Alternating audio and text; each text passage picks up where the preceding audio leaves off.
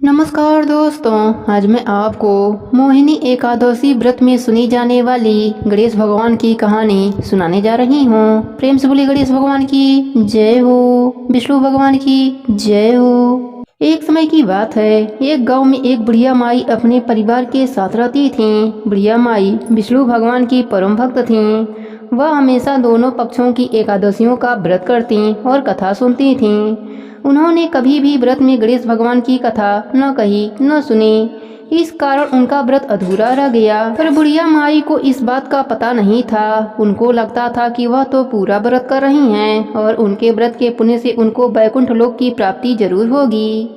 देखते ही देखते बुढ़िया माई की मृत्यु हो गई। उन्हें लेने यमलोक के दूत आए। वह देखकर घबरा गईं और बोलीं, मैंने जीवन भर विष्णु भगवान की भक्ति श्रद्धा भाव से किया, एकादशी का व्रत किया।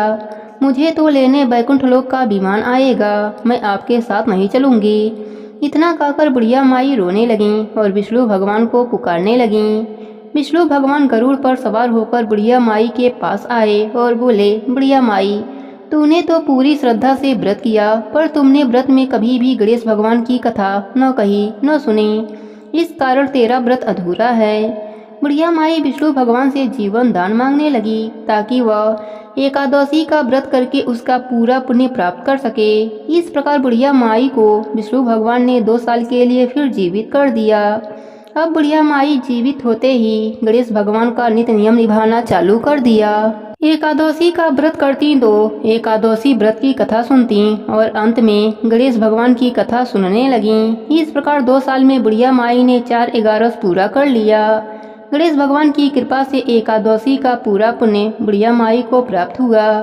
बुढ़िया माई की तपस्या से गणेश भगवान प्रसन्न हुए और बुढ़िया माई के सामने प्रकट होकर बोले, बुढ़िया माई, तुमने मेरे नित्य नियम के साथ ही व्रत में श्रद्धा पूर्वक कथा सुनी है, इसलिए मैं तुम पर अत्यंत प्रसन्न हूँ। मैं तुम्हें आशीर्वाद देता हूँ कि जब तक यह पृथ्वी रहेगी तब तक तुम्हारे इस तपस्या का गुणगान लोग करते रहेंगे। साथ ही एकादशी व्रत में तुम्हारी इस भक्ति की कथा को जो भी मनुष्य प्रेम पूर्वक सुनेगा उसको व्रत का संपूर्ण फल प्राप्त होगा। गणेश भगवान बुढ़िया माई पर प्रसन्न होकर बुढ़िया माई का घर अने धन से भर दिया। साथ ही रिद्धि सिद्धि का वास करके अंतर ध्यान हो गए। 2 साल बीतने पर बुढ़िया माई की मृत्यु हुई। इस बार उन्हें लेने वैकुंठ लोक का विमान आया। बुढ़िया माई को पूरे मान सम्मान के साथ वैकुंठ लोक ले जाया गया।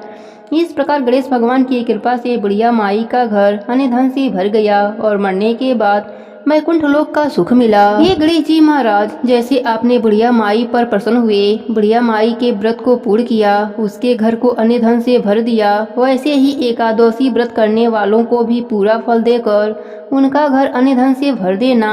प्रेम से बोले गणेश भगवान की जय हो, विष्णु भगवान की जय हो। एक गांव में एक शंभू नाम का व्यक्ति रहता था। वह गणेश भगवान का परम भक्त था। गणेश भगवान की भक्ति उसे पिता से विरासत में मिली थी। वह रोज प्रभु को भोग लगाता, आरती करता, उसके बाद ही वह कुछ खाया करता था। गणेश भगवान की उसके ऊपर विशेष कृपा थी। उसके घर में किसी भी चीज की कमी नहीं थी, केवल उसकी पत्नी को छोड़कर। उसकी पत्नी का नाम तो शांति था, पर वह बिल्कुल अशांति थी। उसे भगवान का पूजा पाठ करना पसंद नहीं था। वह रोज सुबह शंभू पर चिल्लाती, एक बात कहती कि क्या शोर मचा रखा है, रोज घंटी और शंख बजा बजा के पूरा गांव इकट्ठा कर लो। वह बहुत समझाता, पर वह कहाँ समझने वाली थी। एक दिन शंभू को किसी काम से बाहर जाना पड़ा। उसने अपने पत्नी से बड़े प्रेम भाव से कहा, शांति सुनो, मुझे एक दिन के लिए बाहर जाना है। इतना सा काम कर देना कि प्रभु के भोग का ध्यान रख देना, नहीं तो मेरे प्रभु भूखे ही रह जाएंगे। शांति ने अनमने से बात सुनी। जब शंभू चला गया तो उसे एक उल्टी चाल सूझी। उसने सोचा, यदि गणेश भगवान को ही घर से बाहर निकाल दूं तो रोज रोज की आरती, पूजा, भोग और शोर शराबों से झंझट ही खत्म हो जाएगा। उसने घर के पीछे जाकर एक गड्ढा करी, उसमें गणेश भगवान की मूर्ति को दबा दिया और घर में वापस आ गई। शंभू जब घर वापस आया, उसने मंदिर में गणेश भगवान को ना देख वह भागा भागा शांति के पास गया और कहने लगा, शांति, मेरे प्रभु कहाँ हैं? वह मंदिर में नहीं है। शांति अनजान बनकर बोली, मुझे तो पता नहीं, मैंने तो कल रात धूप आरती और भोग लगाकर पर्दा लगा दिया था। शंभू पागलों की तरह गणेश भगवान को पूरे घर में खोजा। उसे मन ही मन पता था कि यह काम शांति का ही है। उसे ही मेरी पूजा पाठ करना पसंद नहीं है। उसने शांति से कहा, शांति, यदि मेरे प्रभु नहीं मिले तो मैं खाना पीना सब छोड़ दूंगा। शांति को लगा 1-2 दिन नाटक है, उसके बाद सब ठीक हो जाएगा।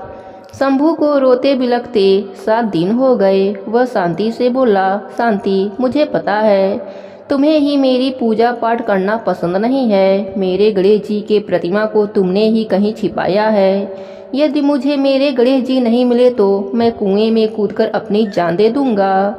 अगर शांति मुंह खोलती तो उसका पूरा झूठ पकड़ा जाता, इसलिए वह बोली, आप मुझ पर यूं ही शक कर रहे हैं, मुझे सच में कुछ नहीं पता।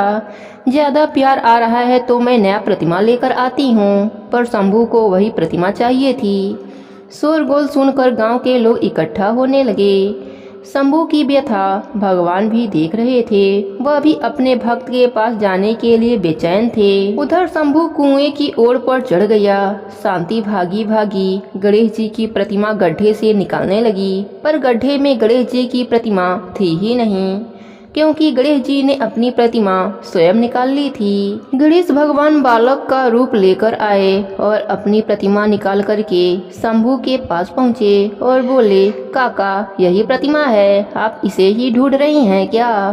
शंभू ने पीछे मुड़कर देखा तो एक सुंदर बालक के हाथ में उसके गणेश जी थे। वह कुएं से नीचे उतरा, प्रभु को गले से लगाया, रोते रोते स्नान कराया और भगवान को मंदिर में स्थापित किया। वह बालक शांति के तरफ देखकर मुस्कुरा रहा था। शांति सोच में पड़ गई कि इस मूर्ति का पता इस बालक को कैसे चला। शंभू के साथ शांति भी अंदर चली गई। शंभू ने रोते रोते बड़े भाव से गणेश जी को स्थापित किया, पूजा करी और उस बालक का खूब धन्यवाद किया। बालक, जो कि स्वयं भगवान थे, वह बोले, काका, क्या मुझे भोग नहीं लगाओगे?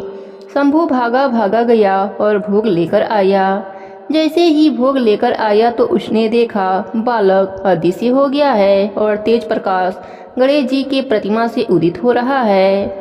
वह बालक का अदृश्य होना और तेज प्रकाश पुंज का आना शांति को अपने भूल का पश्चाताप होने लगा।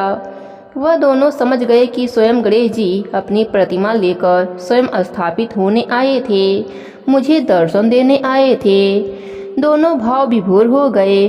उस रात गणेश जी ने उसे दर्शन दिया और कहा, मेरे साथ साथ शुभ लाभ, रिद्धि सिद्धि, सुख वैभव और लक्ष्मी जी सदा सदा तुम्हारे घर में वास करेंगी। दुखियों की सेवा कर। इस प्रकार से शंभू की भक्ति अमर हो गई। दोस्तों, इस कथा को जो भी श्रवण करता है, गणपति बप्पा की उस पर परम कृपा होती है और उसके घर में माता लक्ष्मी का वास हो जाता है। हे गणेश जी महाराज, जैसे आपने शंभू पर अपनी कृपा करी, वैसे ही अपने सभी भक्तों पर अपनी कृपा बनाए रखना। प्रेम से बोले गणेश भगवान की जय हो, माधव भगवान की जय हो। बहुत समय पहले की बात है। एक गांव में एक सास बहू रहती थी। सास बहुत कंजूस स्वभाव की थी। वह धर्म पुण्य तो बहुत करती, लेकिन भगवान की सेवा पूजा से ज्यादा उसका ध्यान पैसे पर रहता था। एक बार उसने गणेश भगवान का व्रत किया। सारे परिवार और पड़ोसियों को खाने का निमंत्रण दिया। उसने सोचा कि अगर मैं ब्राह्मण भोज करा दूं तो उद्यापन भी हो जाएगा, पर अगर कोई पेटू ब्राह्मण आ गया तो उसे भोजन कराने में बहुत खर्चा हो जाएगा। उसने अपने बहू से कहा, मुझे एक ब्राह्मण को जिमाना है, तुम एक काम करो, कोई छोटा लड़का देखकर न्योता देकर आ जाओ और एक व्यक्ति की रसोई ज्यादा बना लेना। बहू घर से बाहर गई। कुछ दूर पर ब्राह्मण के लड़के गेम खेल रहे थे। बहू ने उन्हीं में से एक को बुलाकर कहा कि तुम 12 बजे हमारे घर पर भोजन करने आ जाना। लड़के ने कहा, मेरा नाम गणेशा है, तुम मुझे गणेशा गणेशा पुकारना, मैं उसी समय आ जाऊंगा। बहू ने घर जाकर रसोई में खाना बनाया। उसके बाद वह घर के बाहर गई कुछ दूर आकर उसने ब्राह्मण बालकों को खोजा, पर उसे कोई भी नहीं मिला। फिर बहू को बालक का कहा याद आया और उसने गणेशा गणेशा पुकारा। तब अचानक से वह बालक बहू के सामने आ गया। बहू उसे घर लेकर आई और कहा, ब्राह्मण देवता, आप हाथ मुंह धो लो। फिर बहू ने सुंदर थाली में भोजन सजाकर उस बालक के सामने रख दिया। सास छोटे से ब्राह्मण को देख बड़ी खुश हो रही थी, साथ ही मन में सोच रही थी कि बड़े ही कम खर्च में ब्राह्मण भोजन हो जाएगा। उस बालक ने पूरा भोजन समाप्त कर दिया, फिर और भोजन लाने को कहा। वह खाता ही जा रहा था, उठने का नाम ही नहीं लिया। धीरे धीरे वह बालक पूरे घर और मेहमानों का भोजन चट कर गया। सास बहू को मन ही मन कोस रही थी कि कैसे को न्योता दिया, पर अब क्या किया जा सकता था। भोजन करने के बाद उस लड़के ने दक्षिणा में चांदी का सिक्का मांगा। यह बात सुनकर बहू का बुरा हाल हो रहा था। उसके पास चांदी का सिक्का नहीं था। बहू सास के पास सिक्का मांगने आई। सास ने उसे 2-4 बातें सुनाकर चांदी का सिक्का यह सोचकर दिया कि अगर दक्षिणा नहीं दिया तो ब्राह्मण भोजन का पुण्य हमें नहीं मिलेगा। बहू ने ब्राह्मण बालक के पांव पूजे और सिक्का देकर उसे विदा किया। जैसे ही वह बालक विदा हुआ, तब सास बहू ने मुड़कर घर के भीतर देखा। घर में खूब हीरे मोती चमक रहे थे। सास बहू दोनों धन देखकर बहुत खुश हुईं और बोलीं, गणेश जी का हम पर कृपा हुआ है। हमारे धन्य भाग जो हमारे घर गणेश जी भोजन करने पधारे। हे गणेश जी महाराज, जैसे आपने सास बहू पर अपनी कृपा करी, वैसे ही अपने सभी भक्तों पर अपनी कृपा बना के रखना। प्रेम से बोले गणेश भगवान की जय हो। एक समय की बात है, एक नगर में एक राजा राज करता था। उस राजा की 7 रानियां थीं। 7 की कोई संतान न हुई। इसी बात को सोचकर 7 रानियां सहित राजा भी उदास रहता था। एक बार की बात है, राजा के महल में एक साधु आए। सभी रानियों ने उन्हें प्रणाम किया। सबसे छोटी रानी बोली, महाराज, हम राजा की 7 रानियां हैं, किंतु 7 में से किसी एक को भी एक संतान भी नहीं है। हमें आशीर्वाद दीजिए, जिससे हमें 7 को एक एक पुत्र की उत्पत्ति हो। साधु बोले, गणेश जी महाराज सभी को पुत्र देंगे। फिर अपनी झोली में से एक फल निकाला और उन्हें दे दिया और कहा, तुम सभी इसे गणेश भगवान का नाम लेकर बराबर बराबर बांटकर खा लेना। बड़ी 6 रानियां आपस में कहने लगीं, पता नहीं यह कैसा फल है, हम तो नहीं खाएंगे। जब 6 रानियां उस फल को फेंकने लगीं तो सबसे छोटी रानी ने वह फल उनसे मांगकर स्वयं ही खा लिया। कुछ दिन बीतने पर छोटी रानी गर्भवती हो गई। जब राजा को इस बात का पता चला तो वह बहुत प्रसन्न हुए और छोटी रानी को सबसे अधिक प्रेम करने लगे। इससे बड़ी 6 रानियां जलने लगीं। अब उन्हें भय हो गया कि यदि कहीं इस रानी को संतान हो गई तो राजा हमें त्याग देगा।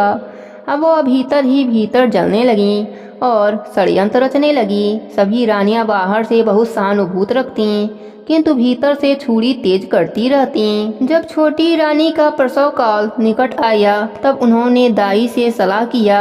सबने दाई को धन देकर कहा कि जब छोटी रानी का बच्चा जन्म लेगा तब तुम उसको छुपा देना और उसके स्थान पर सिलवट्टे रख देना और सबको यही बताना तुम्हारे कोख से सिलवट्टा जन्मा है। प्रसव का समय आ गया। छोटी रानी को पुत्र उत्पन्न हुआ, किंतु उन्होंने बच्चा वहां से कहीं दूर पहुंचा दिया तथा सबको यही बतलवाया कि उसने सिलवट्टा को ही जन्म दिया है। 6 रानियों ने मिलकर उस बालक को गंगा जी में बहा दिया। इधर छोटी रानी को विश्वास नहीं हो रहा था कि उसके कोख से सिलवट्टा पैदा हुआ है। छोटी रानी उसी समय गणेश भगवान की मूर्ति के सामने बैठकर रो रो कर अपना दुखड़ा सुनाने लगी। ऐसे ही 3 दिन बीत गए। छोटी रानी भूखी प्यासी गणेश भगवान के सामने बैठी रहती और कहती, हे प्रभु, आप तो संकट नाशन हैं, मेरे इस संकट को हरो। गणेश भगवान छोटी रानी पर प्रसन्न हुए और उसके पुत्र को पानी से बचाकर रानी के आंचल में डाल दिया और अंतर ध्यान हो गए। बालक के वापस आते ही सब जगह यह खबर फैल गई कि रानी ने सिलवट्टा नहीं बल्कि एक पुत्र को जन्म दिया है। फिर राजा ने दाई को बुलाया और बोला, तुमने रानी के कोख से सिलवट्टा पैदा हुआ है, इस बात को किसके कहने पर कहा? रानी के बच्चे को तुमने क्यों गायब किया? दाई डर के मारे सारी बात राजा को बता दिया। राजा ने दाई सहित अपने 6 रानियों को राज्य से निकल जाने का हुक्म दिया और अपने पुत्र और छोटी रानी के साथ आनंद के साथ रहने लगा। गणेश भगवान की कृपा से रानी के जीवन के सारे संकट दूर हो गए। हे गणेश जी महाराज, अपने सभी भक्तों पर अपनी कृपा बनाए रखना। प्रेम से बोले गणेश भगवान की जय हो, माधव भगवान की जय हो, बैसाख मास की जय हो।